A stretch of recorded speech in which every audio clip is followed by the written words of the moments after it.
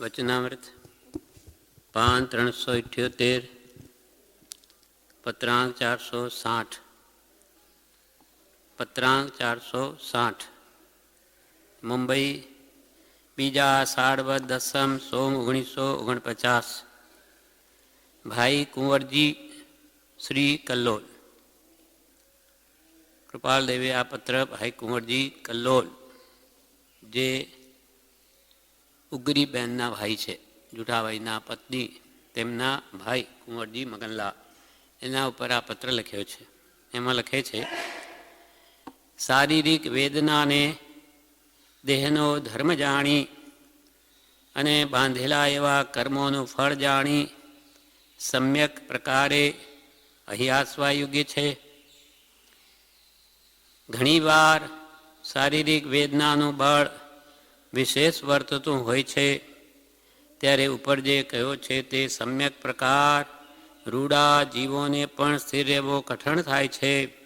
તથાપિ હૃદયને વિશે વારંવાર તે વાતનો વિચાર કરતા અને આત્માને નિત્ય, અછેદ્ય, અભેદ્ય, જરા મરણાદિ ધર્મથી રહિત ભાવતા વિચારતા કેટલીક રીતે તે સમ્યક પ્રકારનો નિશ્ચય આવે છે. મોટા પુરુષોએ અહિયાસેલા એવા ઉપસર્ગ તથા પરિસહના પ્રસંગોની જીવમાં સ્મૃતિ કરી તે વિશે તેમને રહેલો અખંડ નિશ્ચય તે ફરી ફરી હૃદયમાં સ્થિર કરવા યોગ્ય જાણવાથી જીવને તે સમ્યક પરિણામ ફળીભૂત થાય છે અને વેદનાના ક્ષયકાળે નિવૃત્ત થઈ ફરી તે વેદના કોઈ કર્મનું કારણ થતી નથી. કૃપાલય કહે છે, શારીરિક વેદનાને દેહનો ધર્મ જાણી. શરીરમાં આવેલી વેદના એ તો દેહનો જ ધર્મ છે. ધર્મ એટલે સ્વભાવ. જેમ આત્માનો સ્વભાવ જ્ઞાન, દર્શન, ચારિત્ર જાણવું, દેખવું, સ્વભાવમાં સ્થિર રહેવું, એ છે આત્માનો સ્વભાવ. તો દેહનો સ્વભાવ શું? તો કે સડન પડન ને વિધ્વંસન, સડવું, પડવું અને નાશ થવું એ દેહનો ધર્મ છે. અને રોગ વગેરે ક્યાં આવે? દેહમાં જ આવે. ખાણ, મૂત્ર ને મળની રોગ જરાને નિવાસનું ધામ. કાયા એવી ગણીને માન તજીને કર સાર્થક કામ. રોગ અને મળમૂત્ર ક્યાં રહે? શરીરમાં જ રહે. રોગ જરાવસ્થા, વૃદ્ધાવસ્થા ક્યાં રહે? શરીરમાં રહે, બીજું ક્યાં આવે? એટલે જે જેનું ઘર છે ત્યારે તો કૃપાલ કે એ જે રોગ છે એ તો શરીરનો ધર્મ છે. તો એનો સ્વભાવ જાણી સડન પડન વિધ્વંસણનો અને રોગ જરા અને નિવાસનું ધામ એમ જાણી અને બાંધેલા એવા કર્મોનું ફળ જાણી. આપણને જ રોગ આવ્યો, બીજાને ના આવ્યો, કેમ એમ બન્યું? તો કે આપણા બાંધેલા કર્મ છે, તો આપણને આવ્યા. જેને જે બાંધ્યા તે પ્રકારે તેને ભોગવવા જ પડે છે. કર્મોનું ફળ જાણી, બાંધેલા એવા કર્મોનું ફળ જાણી, આ પ્રમાણે જાણી માની અને સમ્યક પ્રકારે અહિયાસવા યોગ્ય છે. એ પ્રમાણે જ છે એમ તમે જાણો. જાણ્યા પછી અને માનો, પછી તે પ્રમાણે કરો, વર્તો. એટલે વેદના આવી એને સમ્યક પ્રકારે એટલે સમભાવે એને ભોગવી લ્યો તો આવેલું કર્મ નિર્જરી જશે અને ફરી તે વેદના નવીન બંધનો હેતુ નહીં થાય. શારીરિક એટલે શરીર સંબંધી વેદનાને દેહનો ધર્મ જાણી અને બાંધેલા એવા કર્મોનું ફળ જાણી સમ્યક પ્રકારે અહિયાસવા યોગ્ય છે. અહિયાસવા એટલે ભોગવા યોગ્ય છે, સહન કરવા યોગ્ય છે. પ્રભુ શ્રી કહે ખમી કોંધું જે આવે તે ક્ષમતા ભાવે ભોગવી લ્યો. સુખના પ્રસંગોમાં છકી ન જવું અને દુઃખના પ્રસંગમાં પણ ખેદ ન કરવો, સમભાવે બધું ભોગવી લો એમ નાની કે છે. ઘણીવાર શારીરિક વેદનાનું બળ વિશેષ વર્તતું હોય છે. ઘણીવાર શરીરમાં ઘણું વિશેષ રોગ દુઃખ આવી પડે ત્યારે ઉપર જે કયો સંભાવ રાખવાનો કયો તે સમ્યક પ્રકાર રૂડા જીવોને પણ સ્થિર રહેવો કઠણ થાય છે. આરાધક જીવો પણ એમ હચમચી જાય, એમનો પણ ઉપયોગ ચલિત થઈ જાય. એમ વેદનાનું બળ વિશેષ હોય તો એ પ્રમાણે બને છે. ત્યારે ઉપર જે કહ્યો છે તે સમ્યક પ્રકાર રૂડા જીવોને, રૂડા આત્માર્થી જીવોને કે આરાધક જીવોને પણ તે સહન થવું કઠણ થઈ પડે છે. તથાપિ હૃદયને વિશે વારંવાર તે વાતનો વિચાર કરતા કે આ દેહ મારું સ્વરૂપ નથી, વાતનો વિચાર કરતા ને આત્માને કેવી રીતે વિચાર કરવો? આત્માને નિત્ય કે ગમે તેવી વેદના આવશે એ મારા સ્વરૂપને નાશ કરવા સમર્થ નથી. પ્રભુ કે તારો વાળ વાંકો પણ નહીં કરી શકે. અનંતવાર જન્મ મરણ થયા, આત્માનો એક પણ પ્રદેશ ઘસાયો નથી, કાંઈ થયું નથી. કેટલા જન્મ મરણ થયા હશે, નિગોદનાન એ બધા ગણીએ, અનંત જન્મ મરણ.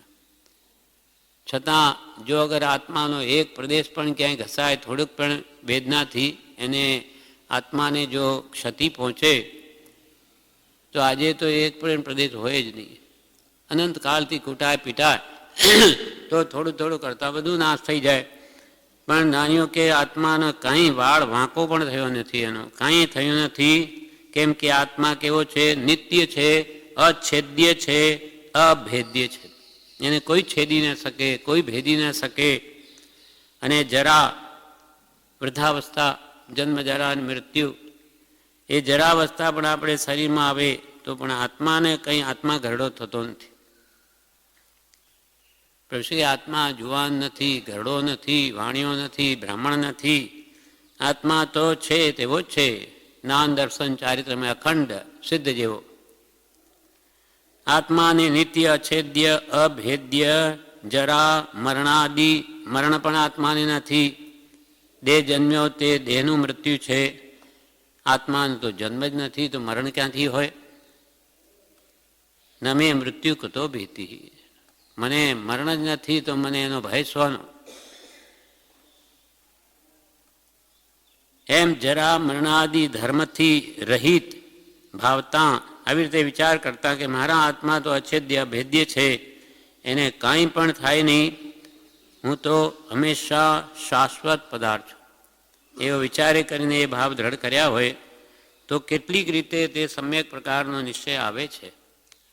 તો સંભાવ રહી શકે છે કે એ મારા કર્મનું સ્વરૂપ છે, મારાથી ભિન્ન છે. એમ વિચારતા વારંવાર વિચારે તો એ ભાવ દ્રઢ થાય અને એ શક્તિ એને સહન કરવાની આવે છે. મોટા પુરુષોએ અહિયાસેલા એવા ઉપસર્ગ, કેટલા મહાપુરુષોને ઘાણીમાં ઘાલીને પીલી નાખ્યા, ઉપર અંગારા ભર્યા, કે અનેક પ્રકારના દુઃખ, જેમ ભગવાન મહાવીરના કાનમાં ખીલા ઠોક્યા, પગમાં ખીર રાંધી, અનેક પ્રકારે દુઃખ આપવા છતાં પણ એ સમભાવે એમણે સહન કર્યા છે.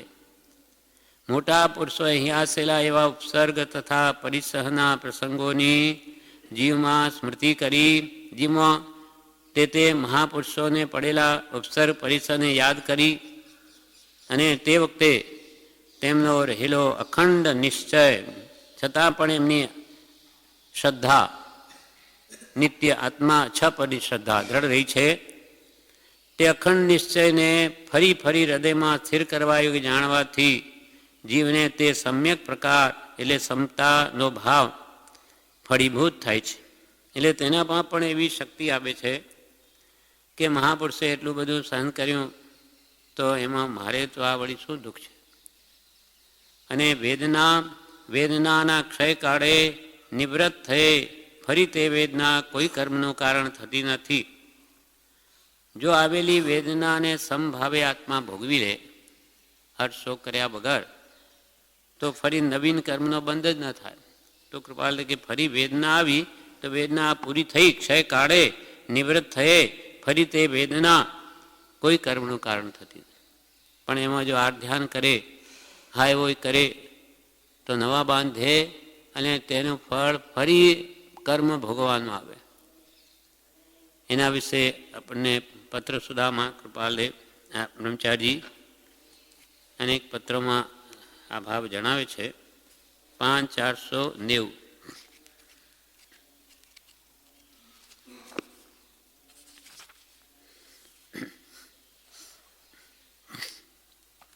490 એમાં કૃપાલદેવે પૂજ્ય શ્રી બ્રહ્મચારીજીએ ગજસુકુમારની વાત કરી છે. શ્રી ગજસુકુમારને અસહ્ય વેદનીમાં પણ મોક્ષ માર્ગરૂપ શુદ્ધ ઉપયોગ રહેવાથી કેવલ જ્ઞાનની પ્રાપ્તિ થઈ મોક્ષ થયો હતો. આટલી બધી ભયંકર વેદના તે માથે અંગારા પાળ બાંધીને જે અંગારા ભર્યા તો તે વખતે કેવી વેદના હશે, પણ પોતે સંભાવે વિધિ લીધું. એટલે ગજસુકુમારને અસહ્ય વેદનીમાં પણ મોક્ષ માર્ગરૂપ શુદ્ધ ઉપયોગ રહેવાથી કેવળ જ્ઞાનની પ્રાપ્તિ થઈ મોક્ષ થયો હતો. છતાં આત્માનો ઉપયોગ શુદ્ધ ઉપયોગ ચલાયમાં નહીં થયો અને સમતા ભાવે ભેદની ભોગવી તો તેમનો મોક્ષ થયો હતો. ત્યાં જ મુક્તિ થયેલી. શ્રી દેવકણજી મુનિને ક્લોરોફોર્મ સૂંઘાડ્યા વિના 7 વાર પગનું ઓપરેશન કર્યું.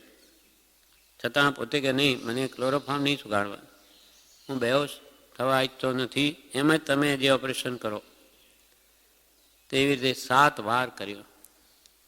પછી છેલ્લે 7મી વારમાં પછી એમનો દેહ એમાં છૂટી જાય છે. પણ પોતે નહીં સૂંઘ્યું તે નહીં, મારો ઉપયોગ જાગ્રત રહેવો જોઈએ. શ્રી દેવકણજી મુનિને ક્લોરોફોર્મ સૂંઘાડ્યા વિના 7 વાર પગનું ઓપરેશન કર્યું અને છેલ્લી વખતે દેહ છૂટી ગયો. પણ પરમ કૃપાળુ દેવનું શરણ ન છોડ્યું. તે મહાપુરુષને આશ્રય દેહ છોડી સ્વરૂપ પ્રાપ્તિ કરી લીધી. છતાં આત્માની શ્રદ્ધા નહીં છોડી. મારું મરણ છે જ નહીં. આપણે માટે પણ એ જ માર્ગ છે. આપણે પણ ગમે તે વ્યાધિ આવે પરમ કૃપાળુ દેવનું શરણ નહીં છોડવું. અમને મંત્રમાં ચિત્ત રાખવાનો પ્રયત્ન કરવો કે સહજાત્મ સ્વરૂપ એવો શુદ્ધ આત્મા હું છું. આ વેદના તે મારા કર્મનું સ્વરૂપ છે. આપણે માટે પણ એ જ માર્ગ છે. સમાધિ મરણ કરવું હોય તેનો તો વેદનીય કર્મ આવકારદાયક છે. ખરેખર જેને મરણ વખતે સમતા ભાવ રાખવો હોય તો કે જે વેદની કર્મ તો આવકારદાયક છે. જેટલી વેદના આવે તે વખતે આપણે વિશેષ આરાધના થાય, બળવાન કર્મોની નિર્જરા થાય તો એટલું આપણે કર્મનું ભાર હલકું થાય. એટલે આત્માર્થીને તો વેદની કર્મ આવકારદાયક છે. સમાધિ મરણ વખતે કેવા ભાવ રાખવા તે શીખવાની નિશાળ રૂપ અસાતા વેદની છે. મરણ વખતે છેલ્લે વખતે આપણે ભાવ કેવા રાખવા? આત્મા પરિણામની સ્વસ્થતાને શ્રી તીર્થંકર સમાધિ કહે છે. તો આપણી સમાધિ અંત વખતે કેવી રહેશે? આપણે શીખવાની નિશાળ રૂપ અસાતા વેદની છે. શરીરમાં રોગ આવે ત્યારે આપણી ક્ષમતા ભાવ કે કેટલી શક્તિ કેળવાઈ ક્ષમતા સહન કરવાની તેને ખ્યાલ આવે. પરીક્ષાનો સમય છે. તે શીખવાની નિશાળ રૂપ સાતા વેદની છે સમાધિ મરણ માટે. સાતા વેદનીમાં દેહ અને આત્મા ભિન્ન છે એમ સાંભળેલું દુઃખ આવે ખસી જાય છે. સુખ હોય બહારનું તે વખતે તો આપણે બધી એવી ભાવના કરીએ કે દેહથી આત્મા ભિન્ન છે, પણ જ્યારે અસાતા આવે ત્યારે બધું ભૂલી જવાય છે. તેમાં જ ઉપયોગ ચાલ્યો જાય.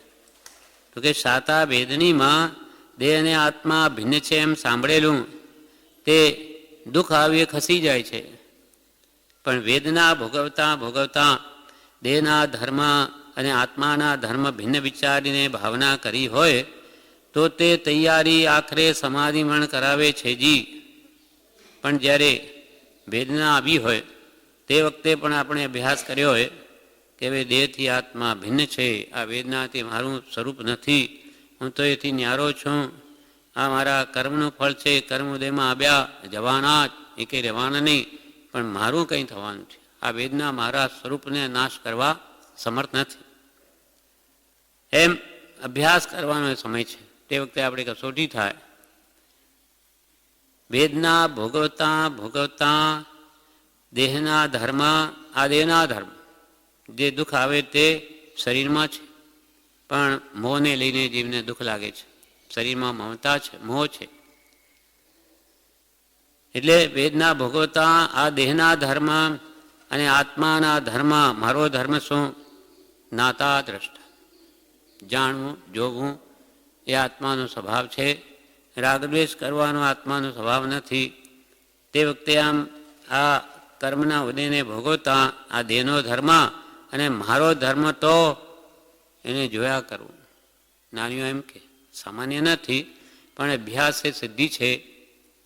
એકદમ આપણે ગમે તેવું દુઃખ આવે ને જોયા કરીએ એટલી શક્તિ આપણી ન પણ હોય, પણ નાનીએ કહ્યું છે એટલે મારે એવું કરવું છે, એવો અભ્યાસ પાડે તો થાય. નહીં થાય એવું નથી. નહીં તો કોઈ જ્ઞાની ન થાય, કોઈ સંભાવે ભોગવી ન શકે. આપણને શરૂઆતમાં એવો અભ્યાસ ન હોય તો બહુ દુઃખ લાગે, પણ આવા જ્ઞાનીના વચનોને વારંવાર વિચારતા એને બળ આવે છે. પણ વેદના પણ આત્માના ધર્મ ભિન્ન વિચારીને ભાવના કરી હોય તો, ભાવના કરી હોય પહેલાં તો તે તૈયારી આખરે સમાધિ મરણ કરાવે છે. જેને સત્પુરુષનો યોગ થયો છે તેણે તો વેદનીય કર્મથી ડરવા જેવું નથી. કેમ કે આપણને છપની શ્રદ્ધા કરાવી છે જ્ઞાનીઓ એ ગમે તે વેદની આવે તેથી કંઈ તારો આત્મા મરી જવાનો નથી, અને રે તો એમ પડવાનો છે. વેદની આવે કે ના આવે, કોણ અમર છે?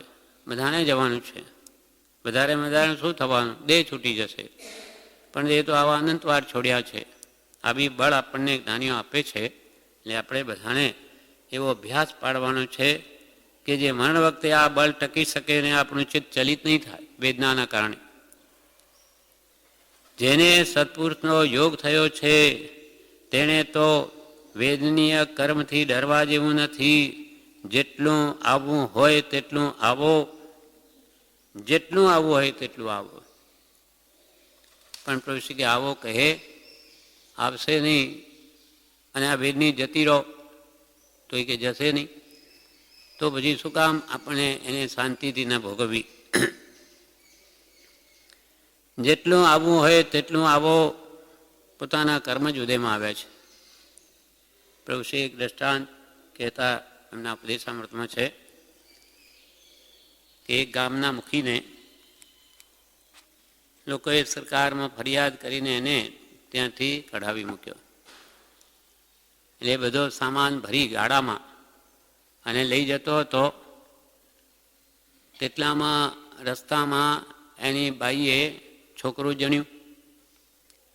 ફરી આગળ જતાં વરસાદ પડ્યો અને એટલામાં વળી ચોરો લૂંટવા આવ્યા. ત્યારે તે ગાડા ઉપર ઊભો થઈને શું કહેવા લાગ્યો? આવો આવો આવો, બધા આવો, જેને આવવું એ આવો. એટલે તે વખતે પેલા ચોર લોકો કે અરે કોને બોલાવે તું? ભાઈ હું તો મારા કર્મને બોલાવું છું, બીજું કોઈને બોલાવતો નથી. મને ગામમાં લોકોએ ફરિયાદ કરીને કાઢી મૂક્યો, બધું લઈને ગાડામાં જાઉં છું તો આ છોકરો જણ્યો, હવે અહીંયા શું કરું? અને આ વરસાદ પડ્યો તેમાં વળી તમે લૂંટવા આવ્યા. એટલે કે મારા કર્મનો ઉદય છે, કોને બોલાવું? એમ પ્રભુશ્રી કે આવો આવો, જેને આવવું હોય આવો. એટલે અંતરની આપણી એવી તૈયારી હોય કર્મ ઉદય ભોગવવાની, તો આપણને દુઃખ ઘણું ઓછું લાગે. અને થોડુંક પણ દુઃખ થાય તો મને કેમ આવ્યા? હે ભગવાન, મને તમે જોયો, દુનિયામાં કોઈ છે નહીં બીજા. એટલે એવી ભાવના કરવાથી અંતરમાં વિશેષ દુઃખ લાગે છે. અને આવાથી કોઈ કર્મો અને કોઈ શરમ નથી કે તમને માફ કરી દે. તો પછી શું કામ આવી ભાવના રાખવી? અને આપણને જ્ઞાનીઓ આ બધું વારંવાર શા માટે વાંચવું છે? એ ભાવો દ્રઢ થાય. વેદની એક કર્મનું સ્વરૂપ છે, મારું સ્વરૂપ નથી. અને વેદની તો બધાને આવવાની. કાલે આપણે વાંચ્યું કે દરેક જીવને કોઈ નવી નવી વેદની આપશે, કર્મ કોઈને છોડે નહીં. અને મરણની વેદના તો સર્વને આવશે જ, એમાં તો કોઈ બે મત નથી. તો પછી તે વખતે આપણો ઉપયોગ ચલિત થઈ જાય તો આપણું મરણ બગડી જાય. એટલે કે આ ક્ષમતા ભાવનો અભ્યાસ કરો કે જે કંઈ પણ વેદની આવે એ મારું સ્વરૂપ નથી. મારું સ્વરૂપ તો જ્ઞાન, દર્શન, ચારિત્રમય છે.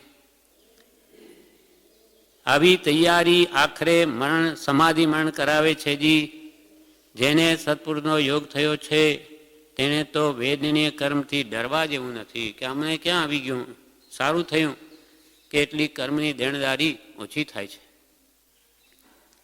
જેટલું આવવું હોય તેટલું આવો, સ્વસ્થતા છે ત્યાં સુધી જે ભોગવી લીધું તેટલું છેવટે નડશે નહીં.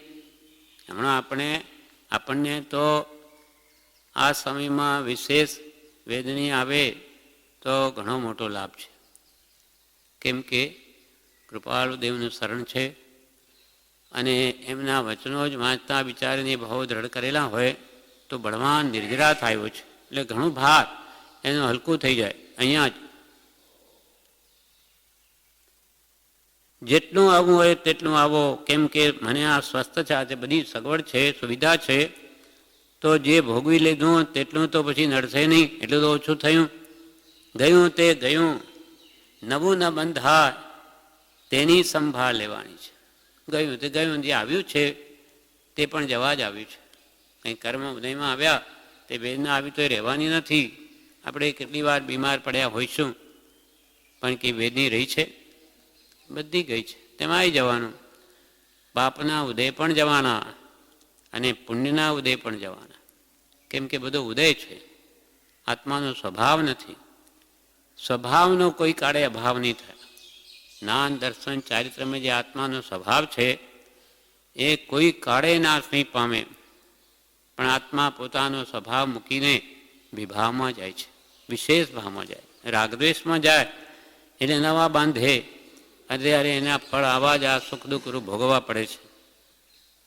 એટલે જ્ઞાનીઓ કે છે ક્ષમતા ભાવે આવેલું ભોગવી લો તો ફરી તમને એ કર્મ ઉદયમાં જ ના આવે. કર્મ જ જતું રહે, ગયું એ ગયું. વળી 66 પેજ ઉપર જણાવે છે એક પત્રમાં, પત્રાંક 54માં કે છે અગાસ તારીખ 14/5/32 સોમ વિશેષ આપનું કાર્ડ મળ્યું છે. અહીંયા લખે છે પરમાત્માની ભક્તિ જેને પ્રિય છે, ઉપરથી શરૂઆતથી, એવા પુરુષને એવી કઠણાઈ ન હોય તો પછી ખરા પરમાત્માની તેને ભક્તિ જ નથી એમ સમજવું. સૌભાગભાઈને લખેલું છે કે પરમાત્માની ભક્તિ જેને પ્રિય છે એવા પુરુષને કઠણાઈ જો ન હોય તો પછી ખરા પરમાત્માની તેને ભક્તિ જ નથી એમ સમજવું. એટલે ભક્તને શું જોઈએ? કઠણાઈ જોઈએ. અથવા તો ચાહીને પરમાત્માની ઈચ્છારૂપ માયાએ તેવી કઠણાઈ મોકલવાનું કાર્ય વિસ્મરણ કર્યું છે. સૌભાગભાઈને એકવાર કૃપાલે લખ્યા, તમને આ મોકલ્યું છે ને એ દુઃખ અમે જ મોકલ્યું છે, સહન કરો, ક્ષમતા ભાવ વધારો. તમે એથી ડરોમાં સમાધિમાં કેમ થશે? જેનો દ્રઢ વિશ્વાસ હોય છે, કૃપાલજીને પત્રાંક 133માં કે છે જેનો દ્રઢ વિશ્વાસ હોય છે તે દુઃખી હોતો નથી, અથવા દુઃખી હોય તો દુઃખ માનતો વેદતો નથી. કેમ કે વેદન અંદરથી થાય એ એને મનમાં લેતો જ નથી. મન પર મને દુઃખ છે જ નહીં, વેદે શું? અથવા દુઃખી હોય તો દુઃખ વેદતો નથી અને દુઃખ ઉલટું સુખરૂપ થઈ પડે છે. એ તો સૌનું માને કે ચાલો આ તો સારું થયું કે બધી અનુકૂળતા છે એટલે આ મારા કર્મો બધા નિર્જરી જાય, આ તો મોટો લાભ છે. એટલે દુઃખ ઉલટું સુખરૂપ થઈ પડે છે. આત્મેચ્છા એવી જ વર્તે છે કે સંસારમાં પ્રારબ્ધાનુસાર ગમે તેવા શુભાશુભ ઉદય આવો, પરંતુ તેમાં પ્રીતિ અપ્રીતિ કરવાનો આપણે સંકલ્પ પણ ન કરવો. કૃપાલે લખે છે ઉદય તો આવવાના જ, બધાને સુખ કે દુઃખરૂપ.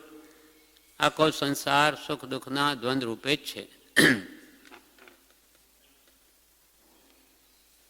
એટલે કે સુખ દુઃખ એ શુભાશુભ કર્મના ફળ છે.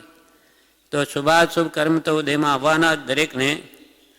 તો તે વચ્ચે વખતે કે પણ તેમાં પ્રીતિ અપ્રીતિ કરવાનો, શુભને સારું માનવાનો અને અશુભને ખરાબ માનવાનો આપણે સંકલ્પ પણ ન કરવો.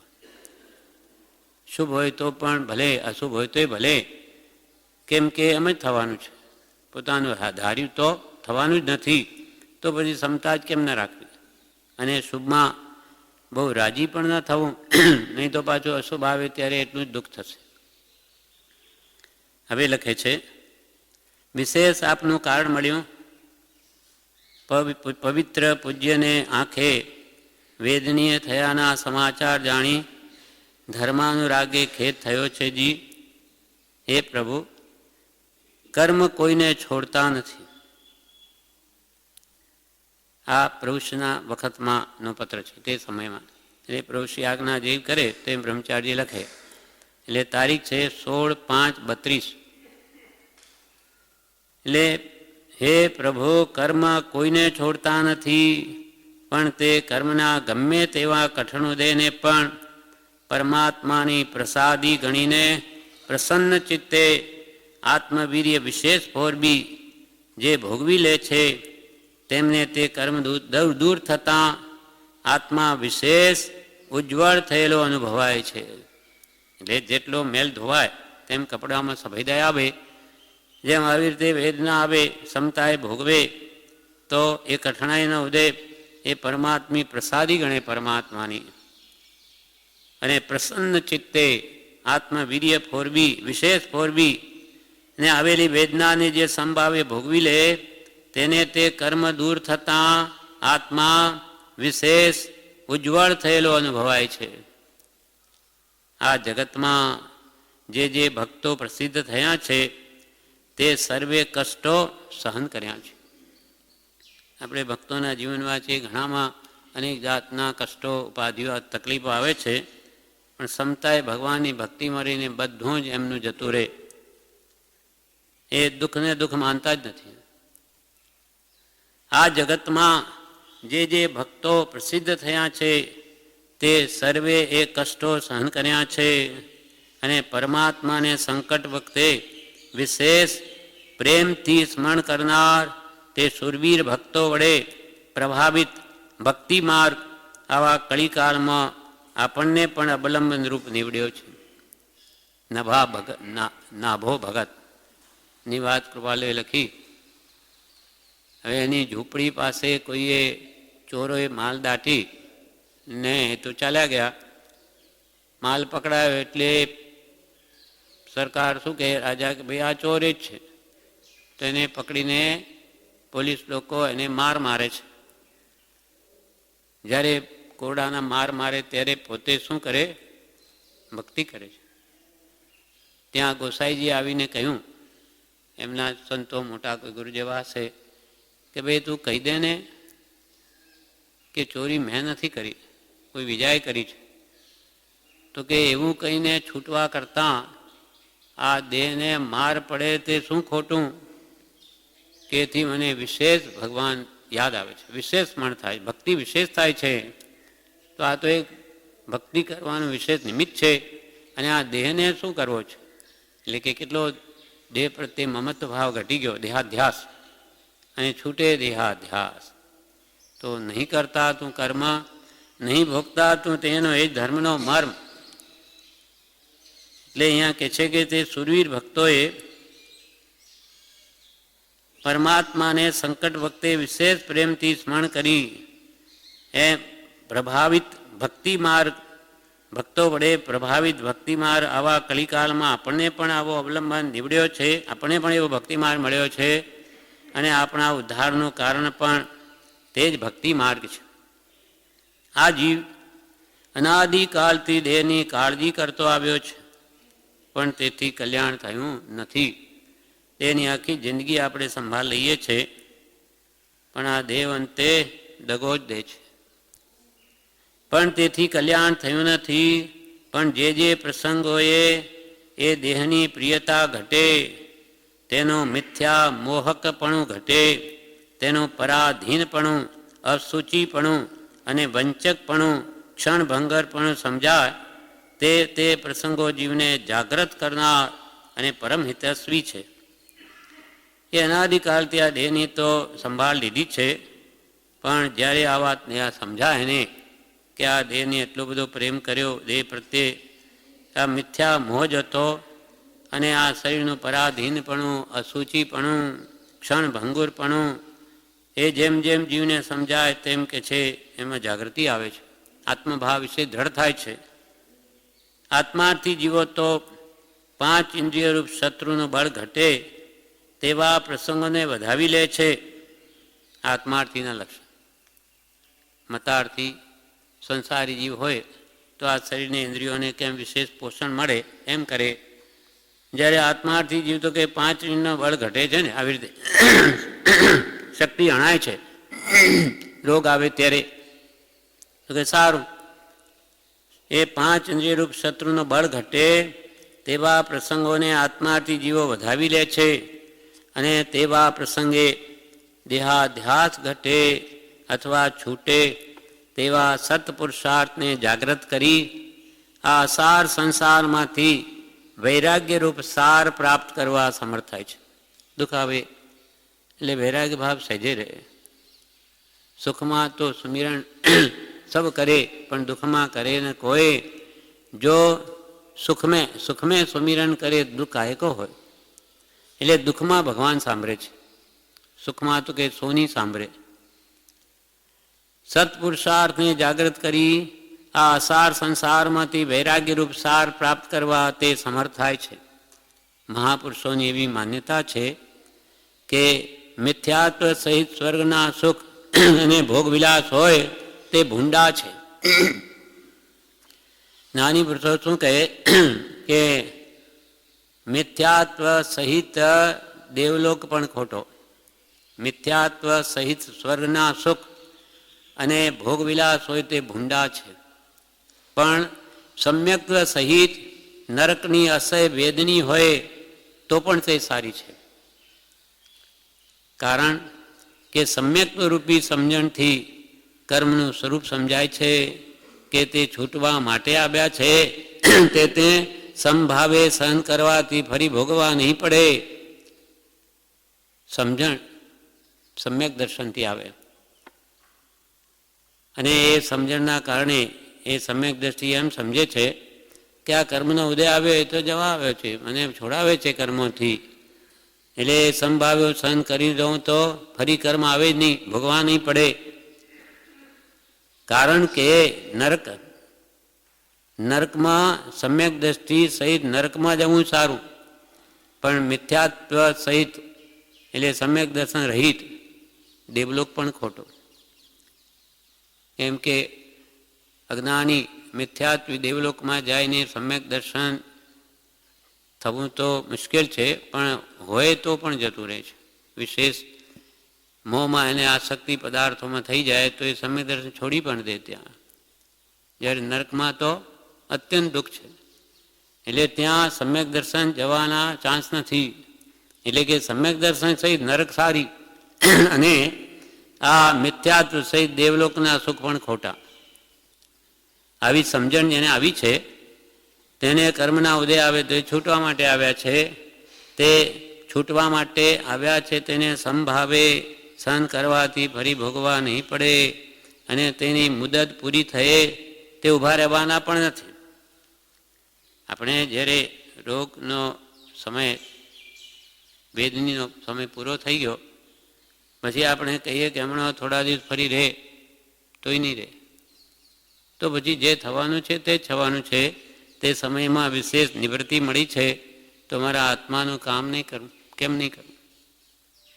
કેમ કે વેદનીના વખતમાં તો ઘરે જ હોય, એકાંતમાં સૂઈ રહેલો હોય ભલે, પણ સ્વસ્થ હોય તો કેટલા બધા કામો હોય, એટલે કામમાં જ દોડાદોડ હોય.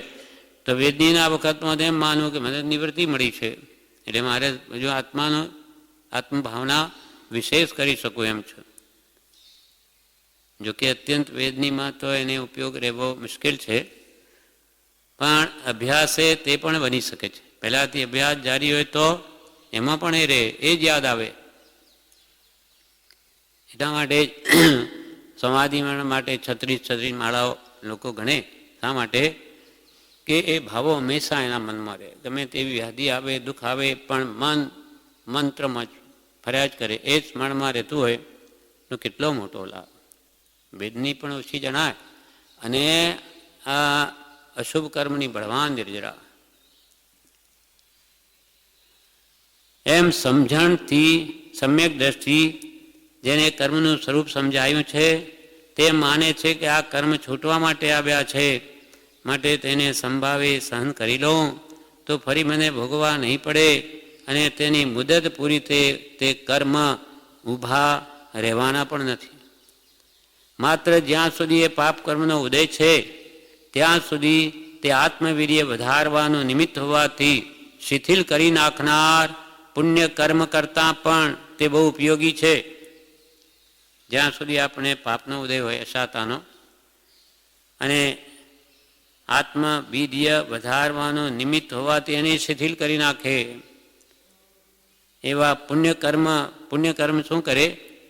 આપણા આત્મવીર્યને તોડી નાખે. તે વખતે આપણે આત્મભાવના તરફ લક્ષ ન રહે, પણ આ રોગ દુઃખના વખતમાં તો સહેજે આત્મભાવના રહે.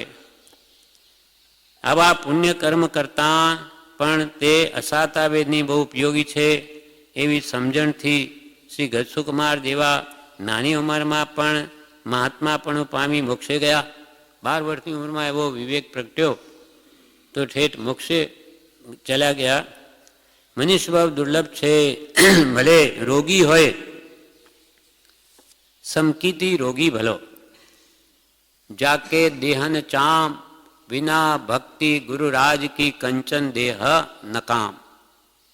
સમ્યક દ્રષ્ટિ જેની સાચી સમજણ છે, નાની પુરુષના બોધથી હિતાહિતનો વિવેક પ્રગટ્યો છે, એવો સમ્યક દ્રષ્ટિ જીવ રોગી ભલો. માનવ દેહ ક્યાં છે? સમકીતી રોગી ભલો, જાકે દેહન ચામ, જેના શરીર ઉપર ચામડી નથી, માનો એવો રોગ થયો છે, તે ભલો. પણ વિના ભક્તિ ગુરુ રાજ કી કંચન દેહ નકામ. પણ સત્પુરુષ પ્રત્યે ભક્તિ નથી તો ભલે ને કંચન વર્ણી કાયા હોય તે પણ નકામી છે. કેમ કે એનો મનુષ્ય ભાવ સફળ નહીં થાય. પણ નાનીનો આશ્રય મળ્યો છે, એનું શરણ મળ્યું છે, એની ભક્તિ મળી છે, આજ્ઞા મળી છે, તો એનું કલ્યાણ થવાનો આ જોગ જાણીએ છીએ. કૃપાલે કે ભલે રોગી હોય, મનુષ્ય ભાવ દુર્લભ છે, ભલે રોગી હોય, ખોડ ખાંપણવાળો હોય, સ્ત્રી હોય, પુરુષ હોય, નિર્ધન હોય કે શ્રીમંત હોય, પણ મનુષ્ય ભાવ છે તો સત્પુરુષના વચન કાનમાં પડશે, વિચારાશે, સારા ભાવ થશે. પણ તે છૂટી ગયા પછી કંઈ બનનાર નથી. માનવદેહ આપણા હાથમાંથી જતો રહેશે પછી શું બનશે? કાંઈ નહીં બને. એટલે ગમે તેવું આપણા કર્મના ઉદય, ભલે શરીર નિર્બળ હોય, રોગી હોય, તો પણ એવી ભાવના કદી ન કરવી વેદનામાં કે મારો આ દેહ છૂટી જાય તો સારું, મરી જાય તો સારું. એવું કોઈ દિવસ નહીં ચિંતવું. ગમે તેવું આપણા કર્મના ઉદય દુઃખ હોય, પણ મનુષ્ય ભાવ છે એટલે આપણું કામ કરી લેવું. એ મહાન અદ્ભુત જે અતિ દુર્લભ વસ્તુ આપણને મળી છે તેમાં આપણે ભક્તિ કરવાની વિશેષ થાય એટલી ગમે તેવી સ્થિતિ હોય. એટલે મનુષ્ય ભાવ દુર્લભ છે. ભલે રોગી હોય, ખોડ ખાંપણવાળો હોય, સ્ત્રી હોય, પુરુષ હોય, નિર્ધન હોય કે શ્રીમંત હોય, પણ મનુષ્ય ભાવ છે તો શું થશે? કાનમાં નાની પુરુષના વચન પડશે. છે માનવ દેહ તો છે તો એને વિચારાશે. ઋષિ કહે ને હમણાં તમે નહીં કરશો તો ક્યારે કરશો? કાગડા કૂતરાના ભમો કરશો ત્યાં પ્રભુ શું થવાનું છે? એટલે હમણાં આપણને બધી અનુકૂળતા છે એટલે આત્મવિચાર કર્તવ્ય રૂપ ધર્મ ભજવો યોગી છે. કર વિચાર તો પામ. આત્મભ્રાંતિ સમ રોગની સદગુરુ વૈદ્ય સુજાન એ આપણને આ ભવે મળ્યા છે. માટે ગુરુ આજ્ઞા સમપથ્યની અને ઔષધ વિચાર ધ્યાન, વિચારરૂપ ધ્યાન આપણા માટે હમણાં નાની પુરુષના વચનનો વિચાર કરવો કે જેથી એને હિત અહિતનું ભાન થાય, જળ ચેતનનો વિવેક થાય અને આત્મજ્ઞાન થાય. સારા ભાવ થશે પણ તે દેહ છૂટી ગયા પછી કંઈ બનનાર નથી. માટે મનીષભાવ પામીને આર્ત ધ્યાન રૌદ્ર ધ્યાનમાં વખત ન જાય તે જ સાચવી લેવાનું છે. એટલે આપણે ધ્યાન કયું ચાલે, ધર્મ ધ્યાન છે કે આર્ત ધ્યાન છે એ આપણે ધ્યાન રાખવાનું છે. રૌદ્ર ધ્યાન તો નરગતિનું કારણ છે, આર્ત ધ્યાન તિર્યંજ ગતિનું કારણ છે, ધર્મ ધ્યાન મનુષ્ય અથવા દેવગતિનું કારણ છે અને શુક્લ ધ્યાન તો મોક્ષ ગતિનું કારણ છે, મોક્ષનું કારણ છે, મોક્ષ પ્રાપ્ત કરાવે. કાળનો ભરોસો નથી માટે ચેતી લેવાનું છે જી. મરણની વેદના આગળ આ વેદના કંઈ ગણતરીમાં નથી. આપણે જે કંઈ દુઃખ આવે તો જ્ઞાની પુરુષ કે મરણની જે ભયંકર અસહ્ય વેદના હોય તેના આગળ તો આ કંઈ ગણતરીમાં નથી. અને નરકના જે દુઃખો છે તેના આગળ તો અહીંયાનું દુઃખ કંઈ ગણતરી જ માત્ર છે. કેમ કે નરકના જીવને અહીંયા આવ્યો હોય અને એને જો આગ ઉપર અગ્નિ ઉપર સુવડાવી દીધો હોય તો કે જે અહીંયા ઊંઘ આવી જાય. કેમ કે ત્યાંની કેટલી બધી ભયંકર ગરમી કે લાખ મણનો ઘોડો આકાશમાંથી ઉપર છોડ્યો હોય ત્યાં એ નરકમાં તો એ ભૂમિને અડે એના પહેલાં તો પાણી થઈ જાય, લિક્વિડ બની જાય એકદમ. તો એ કેવી ગરમી હશે, લાખ મણનો લોખંડનો ઘોડો. તો આવા નારકીઓ અહીંયા આવે તો એને કે છે આ અગ્નિ પર સુવડા ઊંઘ આવી જાય. પણ આ જીવને સ્વાધીનપણે આ બિલકુલ દુઃખ સહન કરવા તૈયાર નથી. પરાધીનપણે તો ક્યાં જાય. પણ અહીંયા આપણે કંઈ પણ ગરમી હોય તો સહન નથી થાય. અહીંયા કેમ રહેવાય, ગરમી ઘણી છે. પણ ત્યાં નરકમાં ક્યાં જાય, ક્યાંય નહીં, કોઈ સહાયક નથી. એટલે વાલે કે આ જીવને ક્ષમતા ભાવે સહન કરવું ગમતું નથી, તે પાછા નવા નવા દુઃખ ઊભા કરે છે. માટે મનીષભાવ પામીને આર્ત ધ્યાન રૌદ્ર ધ્યાનમાં વખત ન જાય તે સાચવી લેવાનું છે. કાળનો ભરોસો નથી માટે ચેતી લેવાનું છે જી. ક્યારે મરણ આવશે કંઈ ભરોસો નથી, કાલે પણ આવી જાય. એટલે કે શીઘ્ર કામ કરી લો આત્માનું, આત્માની ઓળખાણ કરી લો, છ પદની શ્રદ્ધા કરી લો. છ પદની આત્મસિદ્ધિ આપણને વારંવાર બોલવા કેમ કહ્યું કે અંતે તો આ કરવાનું છે. ભક્તિ, સ્વાધ્યાય, સ્મરણ બધું કરીને હું કોણ છું, હું તો દેહથી ભિન્ન આત્મા છું. છે દેહાદથી ભિન્ન આત્મા, ઉપયોગી સદા અવિનાશ.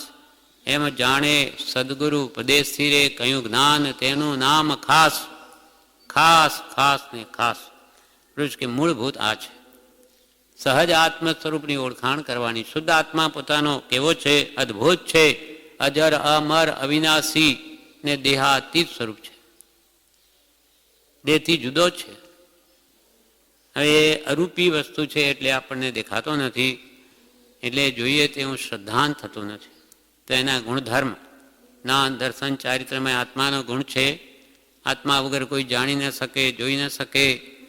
એટલે એ જ્ઞાન દર્શન ગુણવાળો તે હું છું એમ વારંવાર એ તત્વ વિચારીને દ્રઢ કરે તો અંત વખતે એને કોઈ ભય નહીં રહે. હું મરતો જ નથી, હું તો અજર અમર અને અવિનાશી છું અને દેહાતીત જુદો છું દેહથી.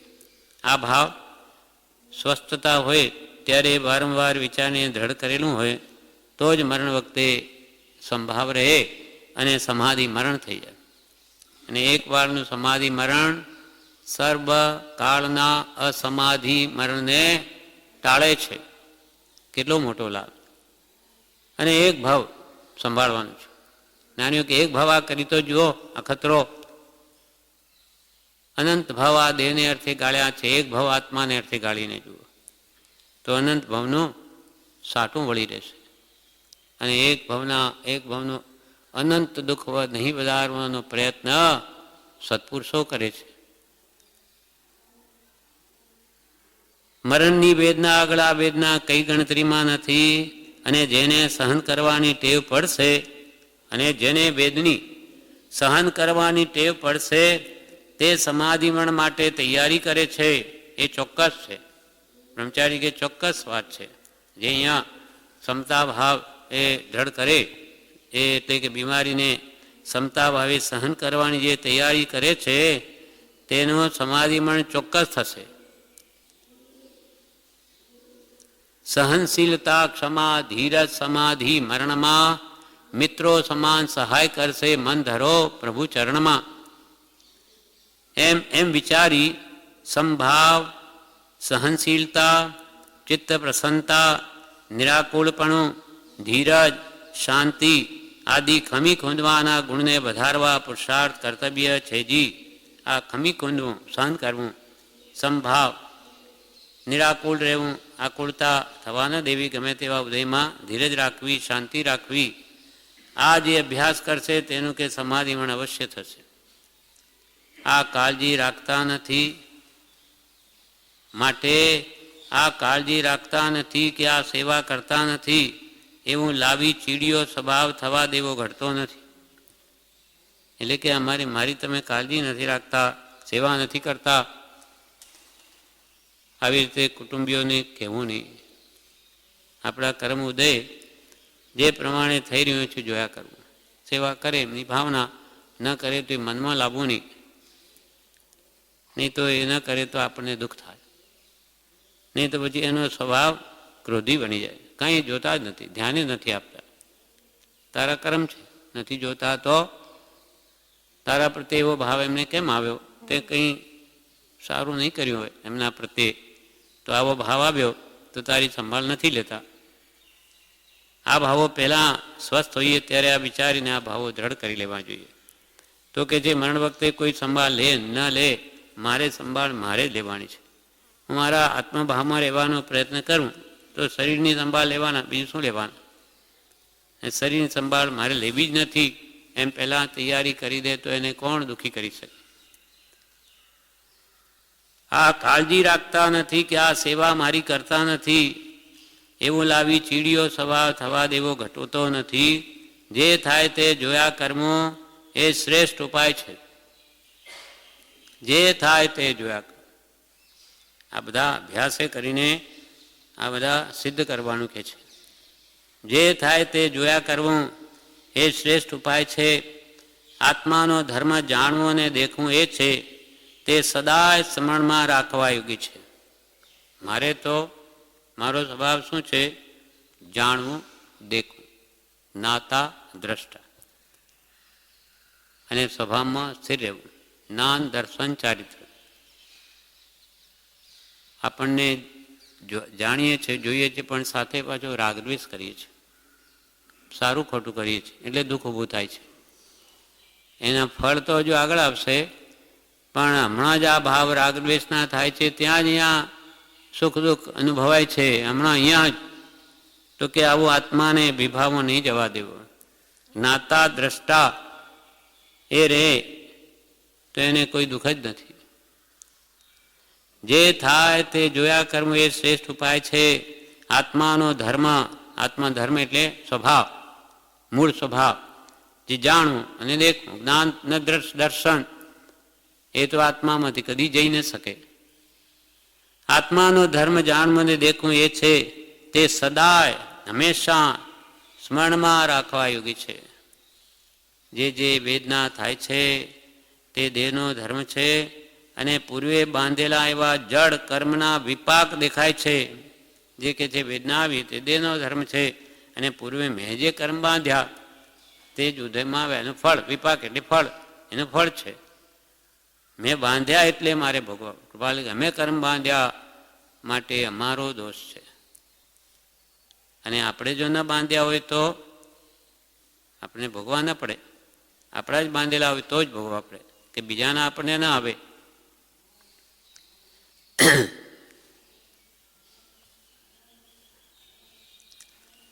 અને પૂર્વે બાંધેલા એવા જળ કર્મનો તે વિપાક દેખાય છે. તેમાં ચેતનના ભાવ તણાઈ ન જાય. કર્મના ઉદયમાં આત્મા તણાઈ ન જાય.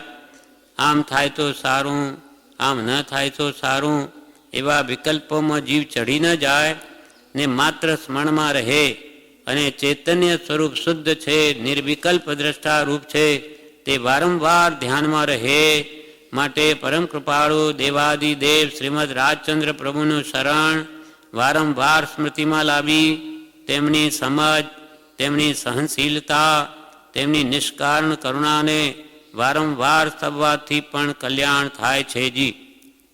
આપણે આ કરવું, વિકલ્પો નહીં કરવા કર્મના ઉદયમાં, અને કે આ રોગ મટી જાય તો સારું, અથવા આ દુઃખ મને નહીં આવે તો સારું, એવા બધા મિથ્યા વિકલ્પો છે.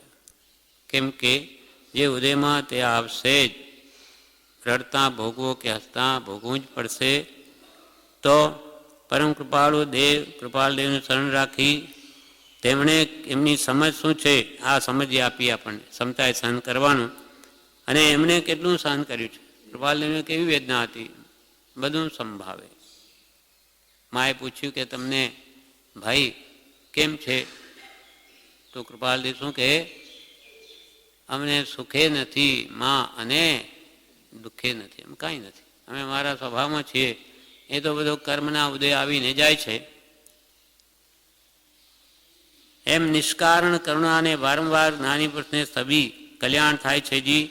સંસારી સર્વ સંબંધો તરફથી વૃત્તિ દૂર કરી આત્મકલ્યાણની જ ઈચ્છા કર્તવ્ય છે.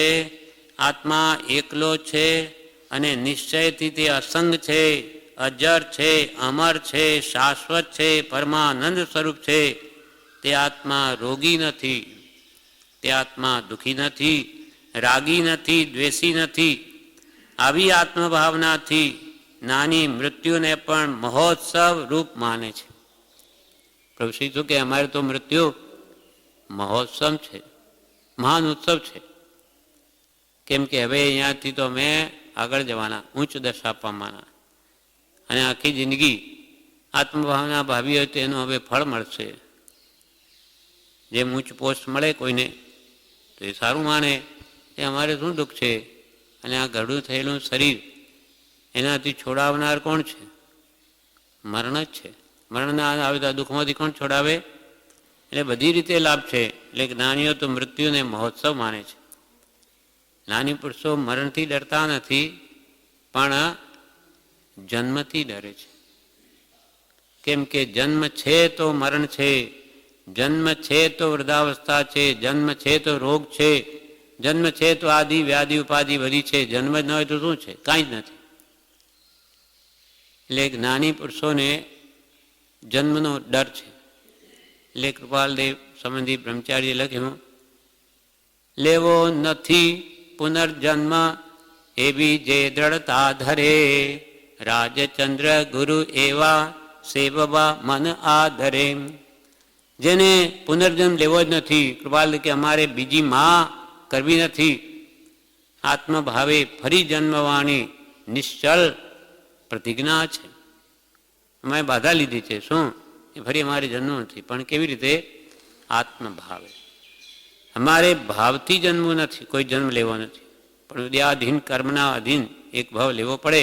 એ પણ એમણે કહ્યું, તેથી દેહ એક જ ધારીને જાશો સ્વરૂપ સ્વદેશ રે. મૃત્યુ તો એને બધા દુઃખમાંથી છોડાવનાર છે, એમ નાનીઓ માને છે. એટલે કે છે સાંસારિક સર્વ સંબંધો તરફથી વૃત્તિ દૂર કરી આત્મા કલ્યાણની જ ઈચ્છા કર્તવ્ય છે જી. આત્મા એકલો જ છે. અહીંયા આવ્યો ત્યારે એકલો જ આવ્યો, અને નિશ્ચયથી તો અસંગ છે. આજે આપણને કુટુંબીઓનો કે આ સગા સંબંધીઓનો બધો સંગ મળ્યો છે, પણ ખરેખર આત્મા તો અસંગ છે. આ કર્મને આધીન આ બધું મળ્યું છે. આ નોકર્મ રૂપ છે, કર્મના ફળ છે. રાગદ્વેષ રૂપ જે ભાવ કર્મ કર્યા તેના ફળમાં નાના વણિયાદી અષ્ટકર્મનો બંધ થયો અને એનો ઉદય આવ્યો. બાધા કાળમાં સત્તામાં હતા એ પૂર્ણ થયું તો ઉદય થયો. ઉદય થયો એટલે નો કર્મરૂપ આ ધન, સ્ત્રી, પુત્ર, સગા સંબંધી આ બધો મળ્યો સંગ, અને એમાં જીવ પાછો મોહ કરે છે. એટલે પાછા નવા બંધ, પાછા રાગદ્વેષ એ મોહ કરે છે ભાવ કર્મ, એટલે પાછા જ્ઞાન વડે દ્રવ્ય કર્મનો બંધ. એટલે ભાવ કર્મથી દ્રવ્ય કર્મ, દ્રવ્ય કર્મથી નો કર્મ, નો કર્મ એટલે આ શરીર કુટુંબ આદિ બધી સાધન સામગ્રી મળી એ કર્મનું ફળ છે. એમાં પાછો રાગ કરે. એટલે આ ચક્ર અનાદિથી ચાલુ છે. કર્મના ભાવ કર્મથી દ્રવ્ય કર્મ, દ્રવ્ય કરી નો કર્મ, નો કર્મથી ફરી ભાવ કર્મ, ભાવ કરતી દ્રવ્ય કર્મ, દ્રવ્ય કરી નો કર્મ. એટલે કોઈક આ જ્ઞાની પુરુષના ઉપદેશથી આ વસ્તુને જાણી ને મારે હવે ભાવ કરવાથી બગડવા દેવા નથી. ગમે તેવા ઉદયમાં રાગદ્વેષમાં ન જાય ને સંભાવનો અભ્યાસ કરે તો કર્મ જાય. કર્મ તો જવા જ આવ્યા. કૃપાલ દે કે પ્રતિ સમય આ જીવ છૂટી જ રહ્યો છે તો શું વાંધો? પ્રતિ સમય કર્મથી તો નિર્જરા કર્મોની થઈ જ રહી છે. પણ પાછું કે ભાઈ આ નવા બાંધી લે તેનું શું? પ્રતિ સમય છૂટે છે વાત નક્કી છે, પણ નવા બાંધી લે છે. એટલે પૂર્વની દેણદારી પૂરી થઈ પણ થાય ને પાછી નવી દેણદારી કરે છે. જેમ કે કોઈને લાખ રૂપિયા કોઈના ઉધાર લાવ્યો હોય એ આપવાના હોય એટલે શું કરે? સમય પાકી ગયો એટલે બીજા પાસેથી લાવીને એને લાખ આપી દે. એટલે શું થયું? આ દેણદારી આની પૂરી થઈ પણ બીજાની તો પાછી એવી ને એવી પાછી ઊભી કરી. તે આ જીવ એવો છે એટલે એની દેણદારી મળતી જ નથી કર્મોની. એટલે આવી આત્મભાવના ભાવે અને હું તો અસંગ છું, અજર છું, અમર છું, શાશ્વત છું, પરમાનંદ સ્વરૂપ છે આત્મા. તે રોગી નથી. આત્મા રોગી નથી, દુઃખી નથી, રાગી નથી, દ્વેષી નથી. આવી આત્મભાવનાથી જ્ઞાની મૃત્યુને પણ મહોત્સવ રૂપ માને છે. આ બધું મને છે જ નહીં એમ જ્ઞાનીની માન્યતા હોવાથી તેમને કોઈમાં રાગદ્વેષ થતો નથી. એટલે નવીન બંધ કર્મનો થતો નથી. સંકટમાં સંતોષી રહે છે. સંકટમાં પણ દુઃખમાં સંતોષી અને ઉપાધિમાં પણ નિરુપાધિક રહે છે. કૃપાલની ઉપાધિ ઓછી હતી પણ અમારો આત્મા તો સમાધિમાં છે. ભલે આ શરીર કે બહારથી છે ઉપાધિ પણ આત્મા તો સમાધિમાં છે. શોકના પ્રસંગમાં પણ આનંદી રહે છે. આત્માનું સુખ જ્ઞાનીઓએ જોયું છે, અનુભવ્યું છે, ઉપદેશ્યું છે. તેની જ ભાવના કર્તવ્ય છે. આપણને આત્માનું સુખ જે સ્વાધીન સુખ છે, શાશ્વત સુખ છે, અખંડ સુખ છે, અવ્યાભાદ સુખ છે, આપણને ખબર નથી પણ જ્ઞાનીએ તો જોયું છે. એટલે આપણે આત્માનું સુખ આપણે જોયું નથી પણ જ્ઞાનીએ જોયું છે, જાણ્યું છે, અનુભવ્યું છે. એ સુખ મેળવવા ઉપદેશ કર્યો છે માટે તેની જ ભાવના કર્તવ્ય છે. તેના સુખ આગળ ચક્રવર્તીનું સુખ પણ તરણા તુલ્ય છે. આત્માના સુખ આગળ ચક્રવર્તીનું સુખ પણ તણખલા બરાબર છે. તેના સુખ આગળ ચક્રવર્તીના સુખ પણ તરણા તુલ્ય છે. અને મરણાંતિક વેદના પણ તે સુખનું હરણ કરી શકતી નથી. નાની આવી જ્યાં ઉપર ગલસુકુમારની પાળ બાંધી કે સુદર્શન શેઠને પણ આવી રીતે બાળી નાખ્યા લાકડા કડકીને પણ પોતાને દુઃખ જ નથી. કેમ કે આત્મા તો સંભાવમાં સુખમાં અને સુખમાં રમે છે. એટલે બહારની વેદના એમને કંઈ અસર કરતી જ નથી. એ દેહને પોતાનો નહીં માનતા સ્વરૂપમાં એટલી તન્મયતા છે. જેમ પ્રભુશ્રીએ એકવાર એમ કહ્યું કે પ્રભુ અમે આત્મ ધ્યાનમાં હોઈએ ત્યારે બહાર ઢોલ વગાડે અમને નહીં સંભળાય. કેમ નહીં સંભળાય? કાન નથી તમારે? તો કે ઉપયોગ એ આત્મામાં તન્મય છે એટલે બહાર ઢોલ વાગી સંભળાતા નથી. તેમ આત્માની એટલી બધી તન્મયતા સ્વરૂપમાં હોય કે ગમે તેવું દુઃખ એમને લાગતું નથી. એટલે કે છે એ આત્માના સુખ આગળ ચક્રવર્તીના સુખ પણ તરણા તુલ્ય છે. અને મરણાંતિક વેદના પણ તે સુખનું હરણ કરી શકતી નથી. ઓમ શાંતિ શાંતિ શાંતિ. આ પ્રમાણે સમાધિ મરણમાં બળ મળે અથવા શારીરિક વેદના અને સંભાવે સહન કરી શકીએ આપણે, કેમ કે બધાને આવવાની જ છે. એટલે કૃપાલદેવે આ પત્ર લખીને ઘણું બળ આપ્યું છે આપણને. હવે આ પ્રમાણે વિશેષ આગળ હજુ ઘણું બધું બાકી છે આ પત્રમાં જે આપણે આવતીકાલે